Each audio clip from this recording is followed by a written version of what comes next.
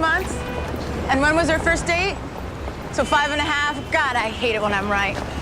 I mean, what is it about guys that makes them want to screw anything that walks, even when they're going out with someone as awesome as Allegra Cole? I mean, she's only the single most fabulous thing walking around New York. Thanks, Young. Are you kidding? Of course I'm gonna run it. Why should she waste her heart on some Swedish aristocrat? Even if he is gorgeous. Hey, if he's stupid enough to cheat, then the world should know he's dumb enough to get caught. Exactly. I'm in the elevator. I'll see you in a minute. Good morning. How are you? Great, Sarah. What's your Bitter, party of one. Hey, you should try it sometime. Barbados by myself? I wouldn't last 5 minutes. It was just what the doctor ordered. I slept in, I did my yoga, I read a couple of books, I flirted with my scuba instructor. And apparently never left the office. I know, isn't that great? You should have taken someone with you. Who? Who am I gonna take with me? This is where a boyfriend comes in handy. I don't have time for a boyfriend. You said that 2 years ago. Yes, and it's as true today as it was then. Hey. Hey. I thought you were on vacation. See if these are in focus, will ya? And have them in my desk in an hour? Cool. And besides, relationships are for people that are just waiting for something better to come along. Ah, spoken like a true cynic. I'm not a cynic. I'm a realist. You are a realist masquerading as a cynic who is secretly an optimist. What are you doing here? What is she doing here? She works here, remember? Oh, she doesn't. Not for another 4 days. Well, this couldn't wait. Oh, of course it could. What are you doing? Go back to the beach. I don't want you here. Oh, no, really, you do. You are becoming a sick workaholic lunatic, and this is exactly the kind of nervous, overwrought behavior that leads to Pictures of Subby with a busty brunette. a very, very big raise. Jesus, you could find dirt in a snowstorm. Comes with the job. You know, kiddo, there is more to life than watching other people live it. Can I help? He was cheating on my beach. Hey, I think that it's great that you're so good at your job. I'm just a little worried as to why. Let me worry about that. Okay, I want that column on my desk by lunch. Does that mean you're gonna pay for my hotel? For you to sip Mai Tais? I don't think so. Get out. Okay, welcome to the commentary for the Hitch 3 lesson. First, I'd like to describe this scene for you in the movie, in case you have not seen it yet. In this scene, there is a woman. In the beginning, she's walking on the street in New York City, and she's talking on a cell phone. And she's talking to her friend at the office. She's describing what she saw on her vacation. She was supposed to be on a vacation, but on her vacation, she saw a famous guy, a famous rich Swedish guy, a guy from the country of Sweden. And this guy has a famous rich girlfriend named Allegra Cole in the movie. Well, anyway, this guy was cheating on his girlfriend, and she saw it on the island in Barbados where she was on vacation, and she got pictures. So, what is this woman's job? This woman is a gossip columnist. We call her job gossip columnist. Column, as we heard in vocabulary, means article. So she writes a gossip column. She writes a gossip article.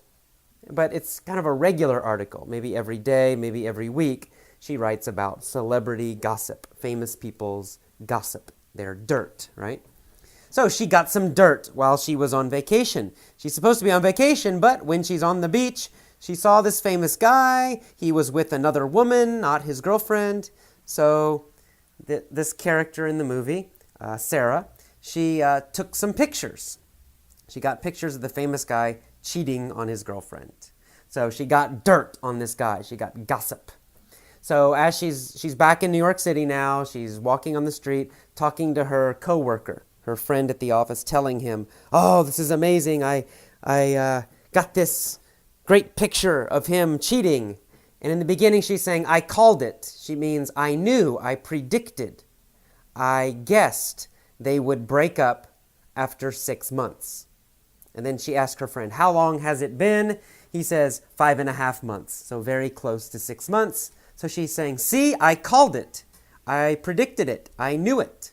I guessed they would only stay together for 6 months." So that's what she's saying. She's saying, I called it. I told you. I knew it. And then she goes into her office, and her friend is this gay guy who is in the office, who she was just talking to on the phone. He says hi, he's joking, he says, bitter, party of one, pretending he's a restaurant staff person working at a restaurant. And then they kind of joke with each other. And then as they're talking, her boss comes and sees her. And her boss is not happy, actually, because she is supposed to be on vacation. She works too much. Her boss wants her to take a break. So he's kind of criticizing her, joking, not really serious, but he's kind of joking, saying, "You're a workaholic. You're overwrought. You're nervous. You work too much." And he's telling everybody, this woman has a problem. She works too much. But then Sarah, this woman, the reporter, the gossip columnist, she says, "I got pictures of this guy with another woman." And then the boss he's like, "Wow, amazing." He's like, "You're going to get a big raise. I'm going to pay you more money." And then they go into his office, and they're talking a little more. And he says, "I'm amazed. You can find dirt in a snowstorm. It means you can find gossip anywhere." And she's kind of laughing, haha. And then she asks him, "Will you pay for my hotel, pay for my vacation, since I was working?" And he kind of laughs and says, "No, forget it. I'm not paying for your vacation. Finish your article and get out. Go home." So that's the general scene. That's the general situation of what's happening when you listen to the audio from Hitch. And this is the other main character in the movie. We have two big characters in the movie. Hitch is Will Smith, who we've heard before in the other scenes. And then this woman, whose name is Sarah. And later we'll get some other smaller characters as well. But these are the two main characters in the movie. And Sarah is kind of a cynic. Sarah is a cynic about dating. She does not trust men. She thinks all men are liars. They all lie. And they just want to screw any woman they can get.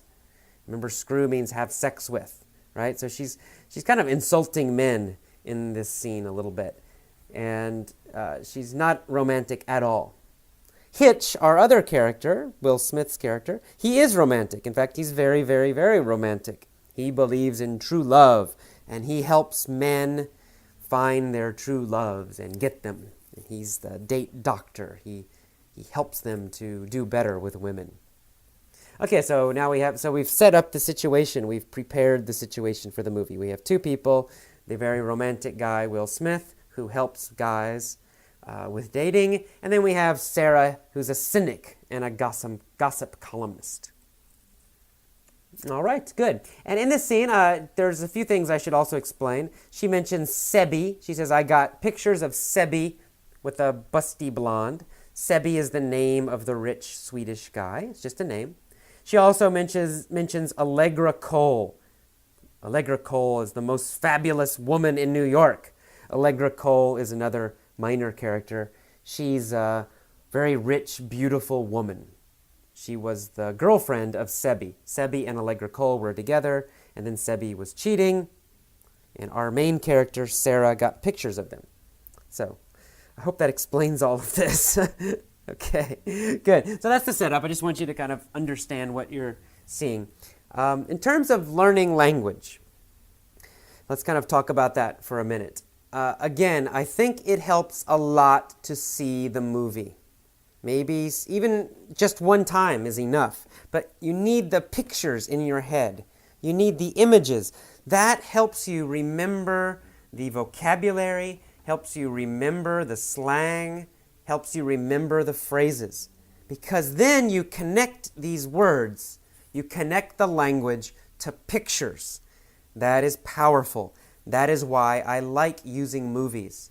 Because when you study from a book only, or you're only listening to your iPod, I mean, it's good, it's okay, but you don't have the same connections to the language. With a movie, you connect the language to pictures, to images, to situations, to a story you can see.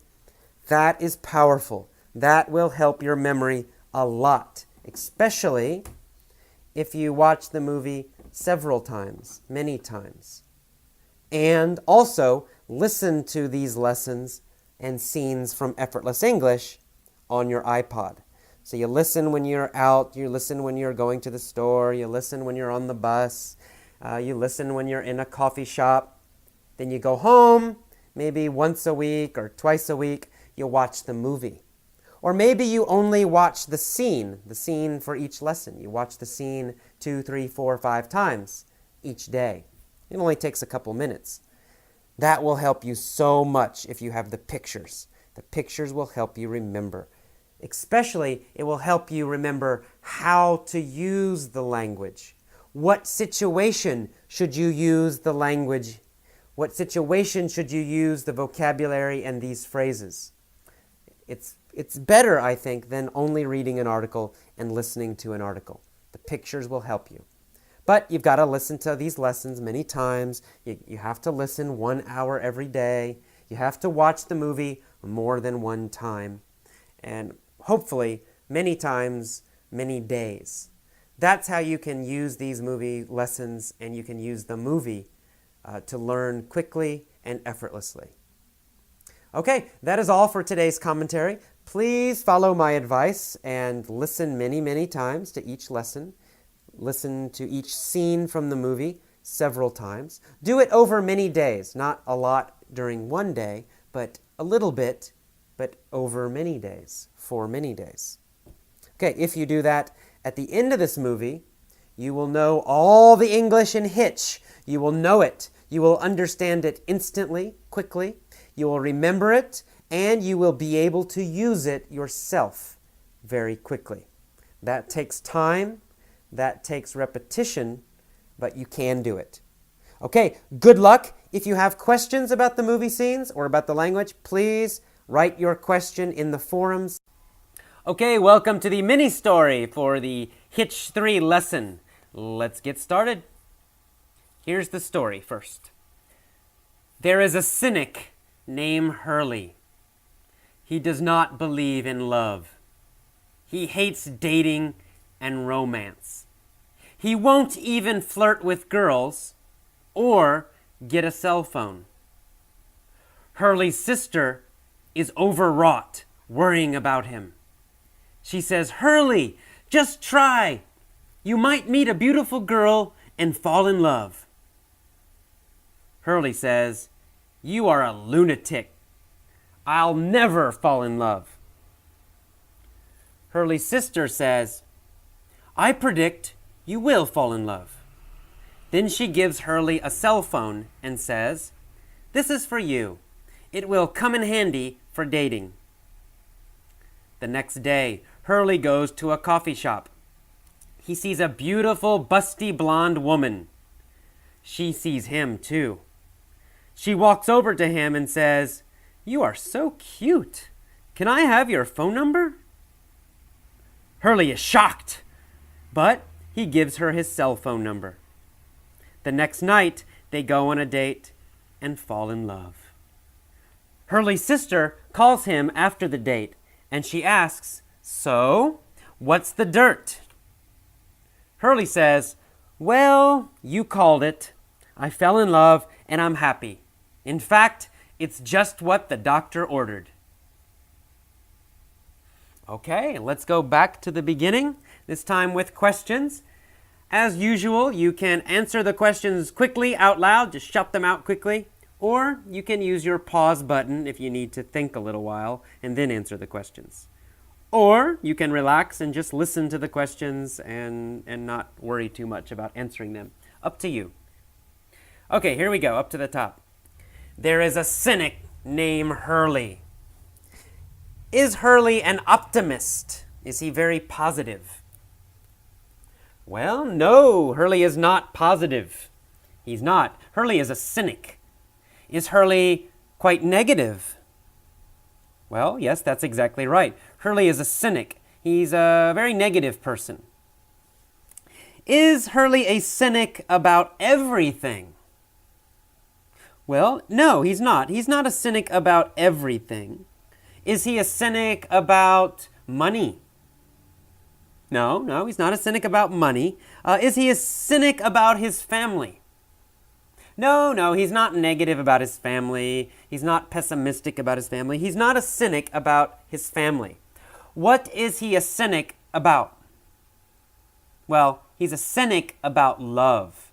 He does not believe in love, in romantic love, in dating. So he is a cynic about love. He hates dating and romance, in fact. He won't even flirt with girls. Will Hurley joke and chat with beautiful girls? No, he won't. He ignores them. He won't even flirt with them. Will he smile at them and try to get closer to them? No, he won't do that either. He won't flirt with girls at all. Will he try to just sound intelligent and smart when he talks to a girl? Will he ask her a lot of questions? Will he ask her for her phone number? No, he won't do any of those things. He will not flirt with girls. Will Hurley flirt with boys? No, Hurley's not gay, so he also does not flirt with boys. He doesn't flirt with girls, and he doesn't flirt with boys. So, does he have a cell phone? Well, no, he doesn't have a cell phone. He doesn't care about dating. He thinks, I don't need a cell phone. I just have a phone at my home. A cell phone's unnecessary. I don't want to flirt with girls, and so I don't need a cell phone. Hurley's sister, however, is overwrought. Why is she overwrought? Well, she's overwrought worrying about him. Is Hurley's sister very calm?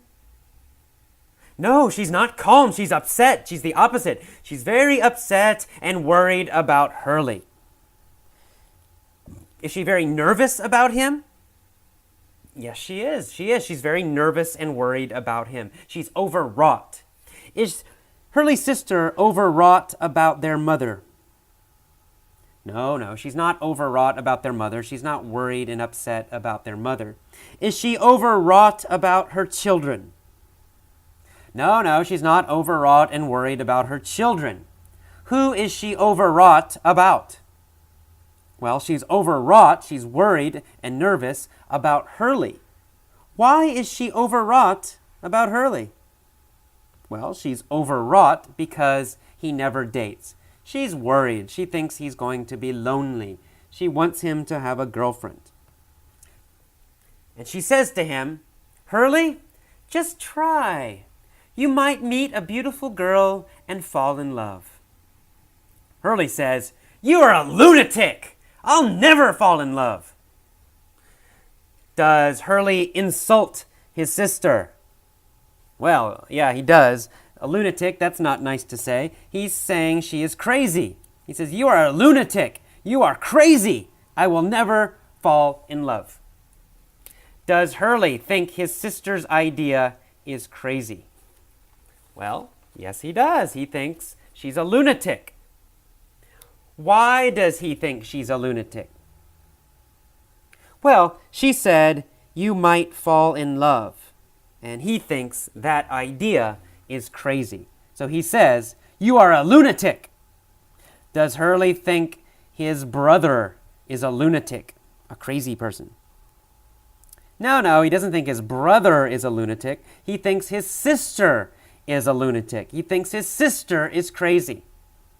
But Hurley's sister says, I predict you will fall in love. Does she guess he will fall in love in the future? Yeah, that's right. She predicts, she guesses about the future that he will fall in love. I predict you will fall in love. Then she gives Hurley a cell phone, a mobile phone, and says, Here, Hurley, this is for you. It will come in handy for dating. Will the phone come in handy for his job? Well, maybe. It might come in handy for his job. But his sister says it will come in handy for dating. Will the phone be useful for dating? Yes, that's right. It will be useful. It will be good for dating. It will be helpful for dating. It will come in handy for dating. What will come in handy for dating? Well, the cell phone. The cell phone will come in handy for dating. Will the cell phone come in handy for vacations? Well, I don't know, but no, probably not. It won't come in handy for vacations. It will come in handy for dating. That's why she gave it to him. It will be useful. It will be helpful. It will come in handy for dating. Okay, Hurley takes the phone, but he's still a cynic. And the next day, Hurley goes to a coffee shop. However, on that day, he sees a beautiful, busty blonde woman. Is this beautiful woman very small? Does she have small breasts? Sorry, but that's what it means. Does she have small breasts? Well, no, the opposite. She has large breasts. She is a busty blonde woman. Does she look like a movie star with very large breasts? Yes, that's right, she does. She has very large breasts. She's a busty blonde woman. She is a busty woman. It means she has large breasts, a large chest. She's a very busty woman. Is she a beautiful, busty brunette woman? No, she's not a beautiful, busty brunette woman. She is a busty blonde woman. She has blonde hair. She is a busty blonde woman. And she sees Hurley also. She walks over to Hurley and says, "You are so cute. Can I have your phone number?" Hurley is shocked, but he gives her his cell phone number. The next night, they go on a date, and they both fall in love. After the date, Hurley's sister calls him, and she says, "So, Hurley, what's the dirt?" Does his sister want to know the details, the personal details about the date? Yes, that's right. She wants to know the dirt, the gossip, the details about his life, the secret details. Does she want to know if he fell in love, what she was wearing, what they talked about, what they ate? Yeah, that's right. She wants to know all of that. She wants all the dirt, all the personal information, all the gossip. She wants all the gossip about Hurley's date. She wants the dirt. Does she want the dirt about Hurley's job? No. She doesn't care. That's boring. She doesn't care about Hurley's job. She wants the dirt on his date. She wants the dirt on this blonde woman. She wants the gossip, the personal details about this woman, about their date. Does Hurley give her the dirt? Does he give her the gossip, the information? Yes, he does give her the dirt. He says, "Well, you called it." So does Hurley admit, does he realize, yes, my sister guessed what would happen? That's right. He says, "You called it. You predicted it. You guessed what would happen." Did his sister call the fact that he would fall in love? That's right. She called it. She predicted he would fall in love. She guessed he would fall in love. She called it. Right? She knew. So she called it. What did she call? Well, she called the fact that he would fall in love. She called it. She predicted it. So he says, "Yes, you called it. I fell in love and I'm happy. In fact, it's just what the doctor ordered." Is Hurley happy now? Well, yes, he is. Does he think it's good that he fell in love? Well, exactly. He said it's just what the doctor ordered. It's exactly what he needed. Does Hurley think he needed to fall in love, that it was a good thing? That's right, exactly right. He felt it was necessary. He realizes he needed to fall in love. It was just what the doctor ordered. Did Hurley get exactly what he needed? Yes, he did. He got just what the doctor ordered. Falling in love was just what the doctor ordered. It was exactly what he needed. All right, good job. Let's go up to the top one more time. This time I will pause. I will stop after important phrases, after important sentences. Please repeat the phrases after me. Don't just repeat. Copy my pronunciation. Copy my pauses. Copy my rhythm. Copy my intonation. Copy everything. Try to say it exactly like me. All right, up to the top. There is a cynic named Hurley. Good. There is a cynic named Hurley. He does not believe in love. He hates dating and romance. He won't even flirt with girls. Good. He won't even flirt with girls. Good. He won't get a cell phone. Hurley's sister is overwrought. Good. Hurley's sister is overwrought. She's overwrought worrying about him. She says, Hurley, just try. You might meet a beautiful girl and fall in love. Hurley says, you are a lunatic.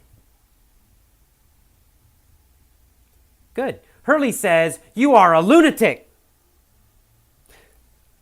Good. I'll never fall in love. Hurley's sister says, I predict you will fall in love. Then she gives Hurley a cell phone and says, this is for you. It will come in handy for dating. Okay, good. It will come in handy for dating. Okay, very good. The next day, Hurley goes to a coffee shop. He sees a beautiful, busty, blonde woman. He sees a beautiful, busty, blonde woman. Good. She sees him too. She walks over to him and says, you are so cute. Can I have your phone number? Hurley is shocked, but he gives her his cell phone number. The next night, they go on a date, and they fall in love. Hurley's sister calls him after the date, and she asks, so, what's the dirt? Good. So, what's the dirt? Okay, very good. Hurley says, well, you called it. Good. Hurley says, well, you called it. Good. I fell in love and I'm happy. It's just what the doctor ordered. Okay, good. It's just what the doctor ordered. Okay, fantastic. The last step, please pause this now or stop it and tell all of the story yourself, everything.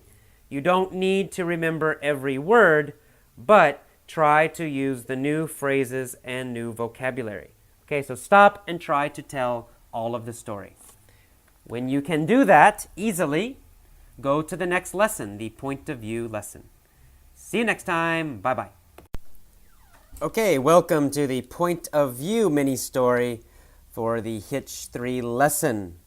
Let's tell the same story again. This time, we'll begin the story with the phrase, 5 years ago. 5 years ago, there was a cynic named Hurley. He didn't believe in love. He hated dating and romance. He wouldn't even flirt with girls or get a cell phone. Hurley's sister was overwrought, worrying about him. She said, Hurley, just try. You might meet a beautiful girl and fall in love. Hurley said, you are a lunatic. I'll never fall in love. Hurley's sister said, I predict you will fall in love. Then she gave Hurley a cell phone and said, this is for you. It will come in handy for dating. The next day, Hurley went to a coffee shop. He saw a beautiful, busty blonde woman. She saw him too. She walked over to him and said, "You are so cute. Can I have your phone number?" Hurley was shocked, but he gave her his cell phone number. The next night, they went on a date and fell in love. Hurley's sister called him after the date and asked, "So, what's the dirt?" Hurley said, "Well, you called it. I fell in love and I'm happy. It's just what the doctor ordered." All right, let's tell the next story. Let's imagine that Hurley was not always a cynic. Maybe in the past he was a realist. Maybe in the past he was an optimist. Maybe in the past he was a romantic. But his heart was broken last year. Last year his heart was broken. His girlfriend broke up with him, his ex-girlfriend.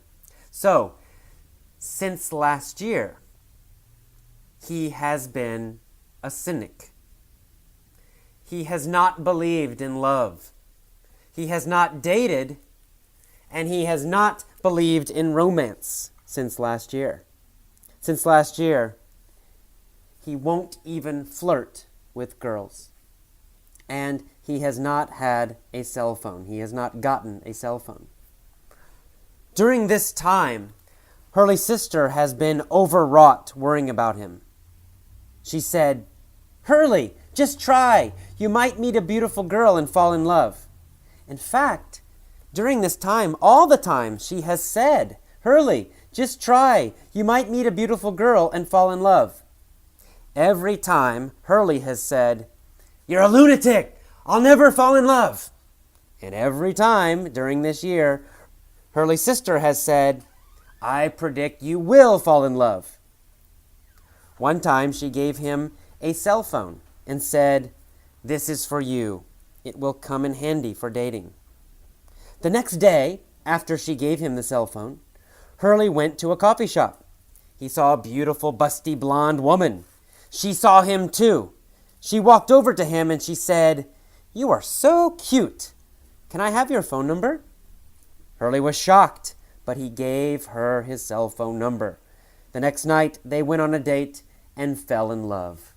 Hurley's sister called him after the date and asked, "So, what's the dirt?"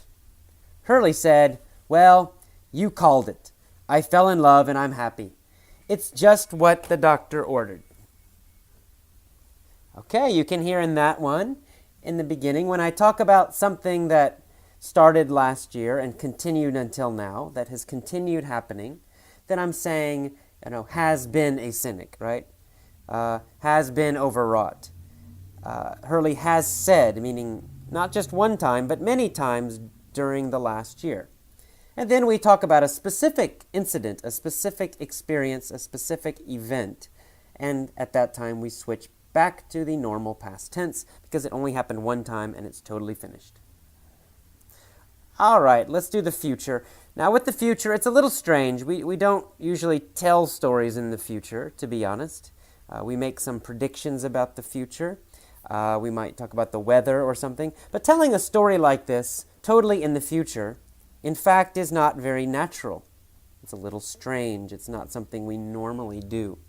So that's why many times when you hear the point of view stories, I will naturally switch back to the present or sometimes even to the past, depending on the situation. Because that's a more normal way to tell a story in English. And I do this, I don't even think about it. I try to tell it all in the future, but then I will naturally change back to another verb tense, just because, again, you don't usually tell a whole story like this in the future. You might begin it with the future, but then you probably would sometime switch back to the present tense for most of it. So I'm going to do it a little more naturally this time. I'm not going to think. I'm just going to tell it how I normally would tell it, how I naturally would tell it to a native speaker. Here we go. I'm imagining that next year there will be this guy named Hurley, and he will be a cynic. He won't believe in love. He will hate dating and romance. In fact, he won't even flirt with girls, and he won't get a cell phone. His sister is going to be overwrought worrying about him. She's going to say, "Hurley, just try. You might meet a beautiful girl and fall in love." When she says that, Hurley will say, "You're a lunatic. I'll never fall in love. And Hurley's sister will say, I predict you will fall in love. Then she will give Hurley a cell phone and say, this is for you. It will come in handy for dating.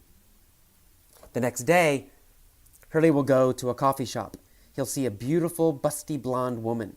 She'll see him too. She'll walk over to him and say, you are so cute. Can I have your phone number? Of course, Hurley will be shocked, but he'll give her his phone number.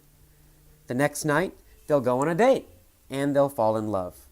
Hurley's sister will call him after the date and will ask, so, what's the dirt? Hurley will say, well, you called it. I fell in love and I'm happy. It's just what the doctor ordered. Okay, well, actually I did tell it all in the future, pretty much, except for the quotes. But the rest of it I told in the future, a little more naturally this time than some of the other stories. What I would like you to do now is go back, listen to each version of the story again. Listen many times. Just listen. Just learn to naturally hear the difference with the time changes. After that, listen to one version, then pause. Tell that version yourself. Begin the story with 5 years ago, then tell all of the story. Then listen to the next version. Pause. Begin the story with since last year, and tell the whole story again, using that time period. And then finally, tell the story one more time. Listen to the last version, then stop and tell it yourself. Start with next year. There will be a cynic named Hurley. Okay, if you keep doing this with every lesson, you will naturally begin to internalize, to remember these common verb tenses, these common time frames that we use in English every day in conversation. Just relax. Don't try to memorize any kind of difficult grammar rules. Don't worry about the grammar names. Just practice doing these stories again and again and again and again, many, many, many times, 3, 4, 5, 6 months. Believe me, I promise you will get better. Okay, I'll see you next time. Next up, after you finish this, go to the commentary. Okay, bye-bye. Welcome to the vocabulary lesson for the Hitch 3 scene for the movie. Let's get started. In the beginning of this scene, there's a woman, and she starts by saying, did I call it or did I call it? To call it, that's kind of an idiom. It means to predict something, to know something about the future. So she predicted something. She's talking about a relationship, two people dating, two famous people dating, and she guessed how long they would stay together. She called it, she predicted it, she guessed it. To guess something about the future, we say you call it.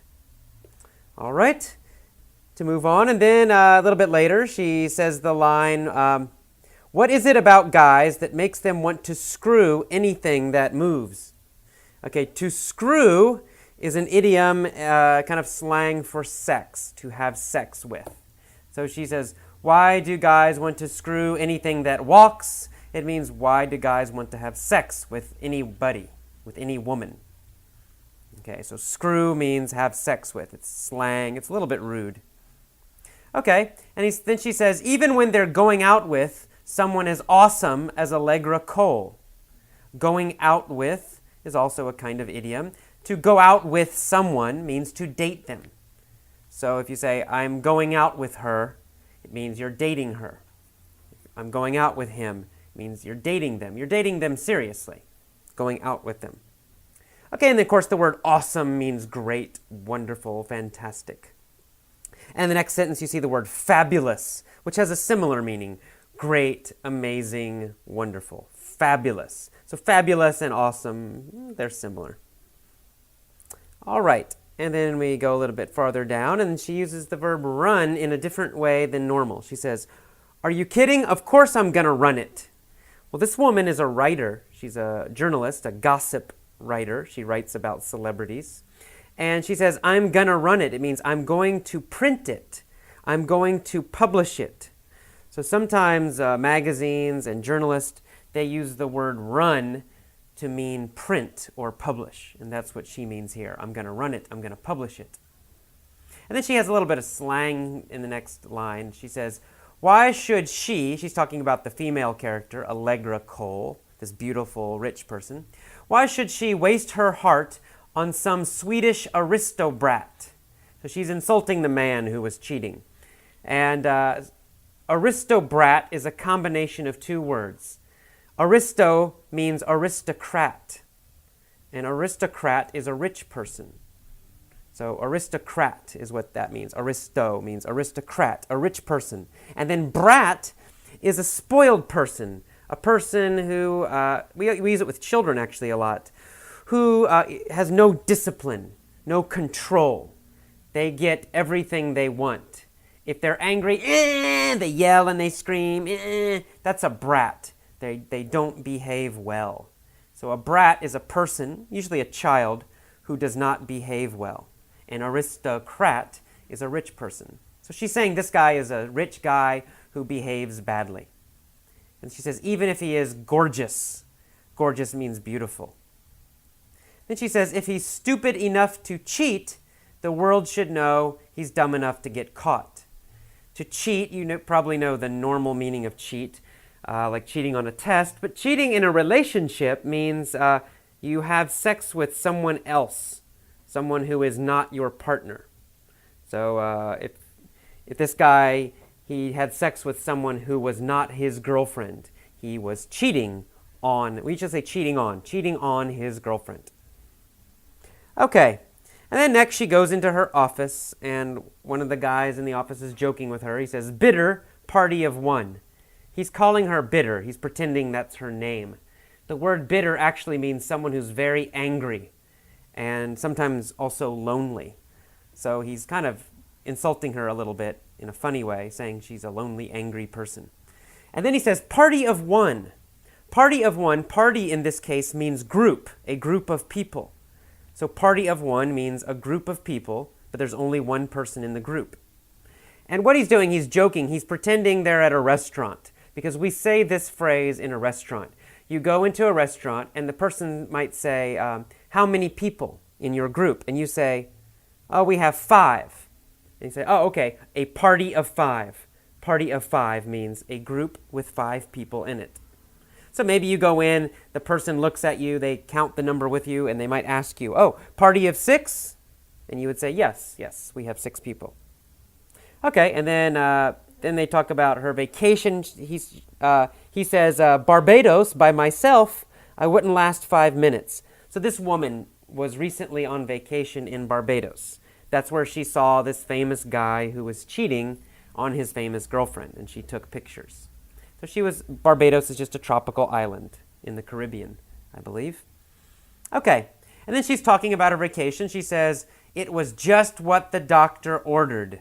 That's another kind of slang phrase, just what the doctor ordered.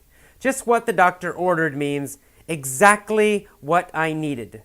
Exactly what I needed.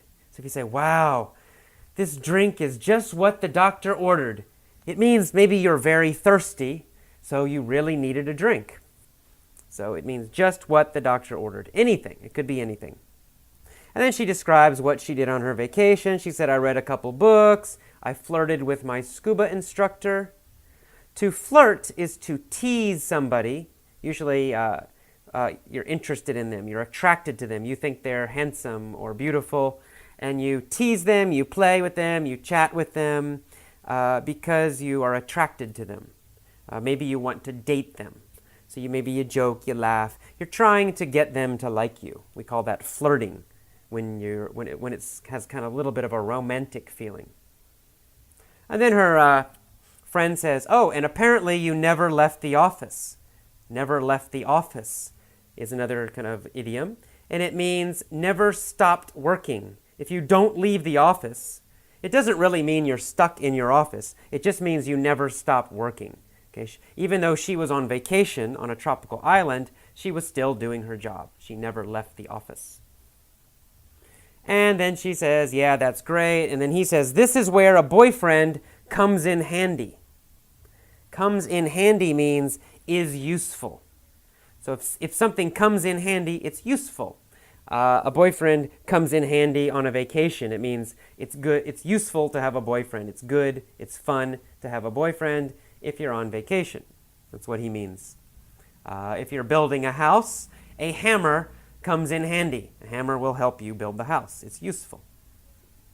All right, later down in the conversation, her boss comes in. He interrupts their conversation, and he says, "Spoken like a true cynic."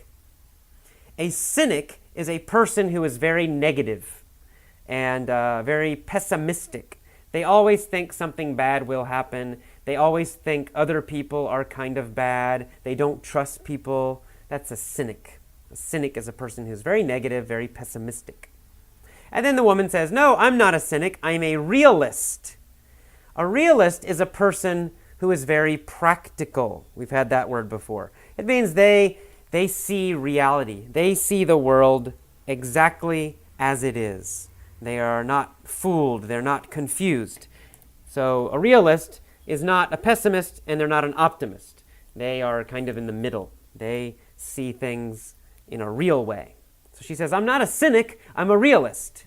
And then he has a long sentence. He says, "You are a realist masquerading as a cynic who is secretly an optimist." Masquerading as means pretending to be. You are a realist masquerading as a cynic means you're a realist pretending to be a cynic. You're not really a cynic. You're pretending to be. You're masquerading as a cynic. You're pretending to be. All right, and then down later in the conversation, her boss is kind of insulting her. He says, "You are becoming a sick, workaholic lunatic." Okay, a lunatic is a crazy person. Crazy person. Maybe they have to go to a hospital. A lunatic, a very crazy person. And a workaholic is a person who works too much. Maybe they're addicted to their job. They're addicted to work. They never stop working. They never relax. They're always working too much. We call that person a workaholic. And then he says, "And this is the kind of nervous, overwrought behavior." And he gets interrupted. But overwrought behavior. Overwrought behavior means too much. And usually means too much energy, too much nervousness. So he's saying you're working too much. You're too energetic, too crazy, too nervous. You need to relax. You need to slow down. Your behavior is overwrought. It's too strong. It's too nervous. It's too energetic. Overwrought. Okay, and then she interrupts him. She tells him what she did on the island. She says, "I got pictures of Sebi with a busty brunette." Now, Sebi is just a name of a character. It's the rich Swedish guy that she got a picture of on the beach. He's not a big character in the movie. You never see him. But anyway, it's just a name. Sebi is just a name. It's not a normal American name, in fact. So just ignore it. But then with a busty brunette. So she got a picture of this Swedish guy, famous Swedish guy, with a busty brunette. Brunette means a woman or a man with brown hair. Busty means means with large breasts is what it actually means. Busty, large breasts. So it's a brown-haired woman with large breasts, a busty brunette. And then her boss is very happy and he says, "Oh, you will get a very big raise." A raise means, of course, more money. More money for your job, higher pay. And then he's surprised. He's very happy and he's kind of joking. He says, "Jesus, you could find dirt in a snowstorm." Jesus, we sometimes say Jesus when we're surprised or angry or emotional. We just say, "Jesus." Or sometimes we say, "God," or "Wow." It doesn't really have a meaning here. It just means you're emotional. And you could find dirt in a snowstorm. So this is kind of a funny little sentence. Dirt has two meanings here. So he's telling a joke using two meanings of this word. Of course, you know the normal meaning of dirt, similar to dirty. But dirt is also slang for gossip. It means gossip, information about famous people, or personal information about someone, secret personal information. So he says you could find dirt in a snowstorm. So he's talking about in a snowstorm, it's very white, very clean. And if you find dirt, it means it's hard to do, right? It's hard to find dirt in a snowstorm if it's snowing. So what he's saying is you can find gossip anywhere. You can find gossip. You can find secret personal information anywhere. It's amazing. Okay, so he's complimenting her actually because she does a good job with her. Her job is to find gossip and write about it. Okay, they talk a little bit more, and then at the end he says, okay, I want that column on my desk by lunch. In this case, column means a newspaper article, a newspaper story. But it's a special kind of newspaper story. It's a newspaper story that appears again and again and again. So maybe every week, maybe every day, the same writer doing similar stories. We call that a column. So she writes a gossip column. Maybe every week, she writes some story about gossip. So he says, I want that column. It means I want that article on my desk by lunch. Put it on my desk so I can read it. And then finally she says, so will you pay for my hotel? Right? She was on vacation, but she did some work. So she wants her boss to pay the hotel bill. And she's kind of joking, and he laughs, and he says, no way. He asks, for you to sip Mai Tais? I don't think so. So he's saying a Mai Tai is a tropical drink. It's a cocktail. It's an alcoholic drink. And to sip, the verb to sip, means to drink very slowly. So he's saying, you were in your hotel on a beach, you were sipping, you were slowly drinking your tropical alcoholic drinks, you were relaxing, I'm not paying for that. So he's saying, no way, get out, means go home. I will not pay for your hotel because you were on vacation. All right, that is the end of the vocabulary for hitch number 3. Listen to this a few times if you need to, just in a relaxed way, until you have a basic understanding of the vocabulary. Then go to the mini story. Okay, see you next time. Bye-bye.